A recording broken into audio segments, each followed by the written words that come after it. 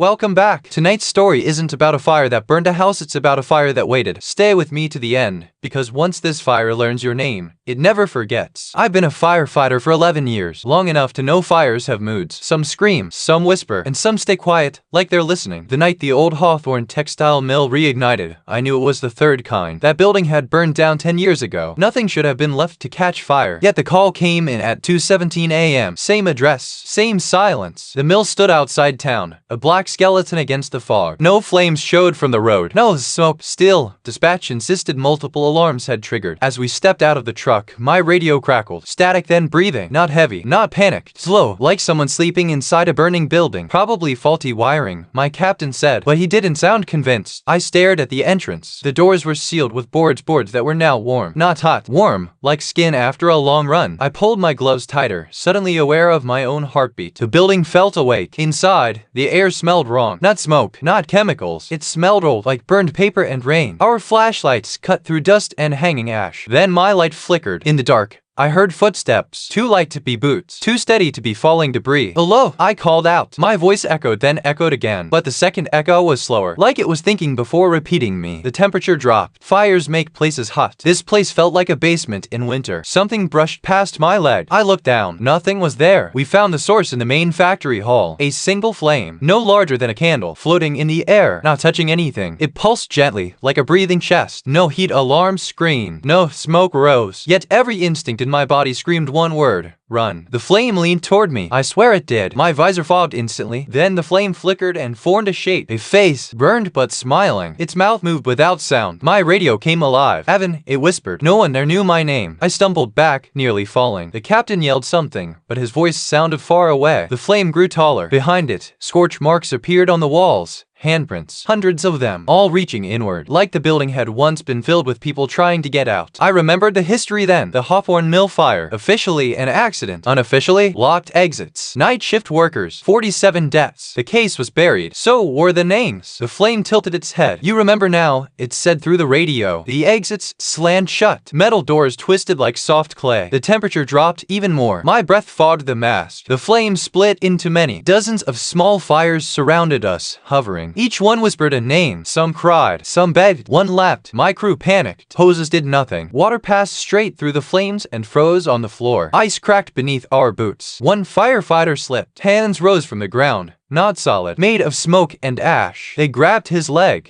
He vanished without a sound. I screamed his name. The fire answered back perfectly. That's when I understood. This wasn't a fire. It was a memory, a hungry one. It didn't burn buildings. It burned people, then waited for someone to come back and remember them. The central flame returned to me. You wear our badge now, it said. I felt heat inside my chest, not outside. My heart raced. Images flooded my mind. Workers pounding on locked doors, smoke filling lungs, promises broken, justice denied. The flame grew brighter with every memory. You can leave, it whispered, but you carry us. My visor cracked. I felt something press against my ribs, like fingers from the inside. The building shook. Sprinklers burst, but sprayed ash instead of water. The other flames screamed in anger. They didn't want me to go. I ran. The exit appeared where it shouldn't have been. Wide open. Right behind me, the mill roared not with fire, but with voices. As I crossed the threshold, heat slammed into my back. The doors snapped shut. Silence followed. The building stood dark again. No fire. No alarms. The report said false call. Electrical surge. No damage. No missing firefighters, except the one who slipped. Officially, he never entered the building. No footage. No radio logs. Just an empty locker. I tried to forget, but forgetting wasn't allowed. The dream started a week later. I stood inside the mill, alone. The flame sat in my chest, glowing behind my ribs. Every time I inhaled, I heard whispers, names. I started writing them down. Pages and pages. None of them existed in any public record. Fires changed after that. They avoided me. Blazes died when I arrived. Flames bent away from my body. My crew called it luck. I knew better. The fire recognized me. I was carrying it, and it was patient. On my birthday, my radio turned on by itself. Same breathing as before. Same voice. You haven't told them, it said. I knew what it meant. The truth. The names. The locked doors. The buried case. The fire wasn't angry anymore. It was disappointed. I went back to the mill alone. No beer. No grew. The doors opened for me. Inside, the air was warm now, comforting. The central flame hovered at eye level. "You're ready," it said. The walls lit up with names. All 47. And one more. Mine. I refused. The flame flickered violently. The temperature spiked. "Then carry us forever," it roared. I felt the fire dig deeper into my chest. My heartbeat synced with its pulse. I realized the truth too late. This was never about revenge. It was about survival. I published everything. The names, the reports, the corruption, the lies. The story exploded. Trials reopened. Families got answers. The mill was finally demolished. On the day it fell, I felt the heat leave my chest. For the first time in years, I slept. But fires still pause when I arrive, still lean toward me, still listen. Sometimes,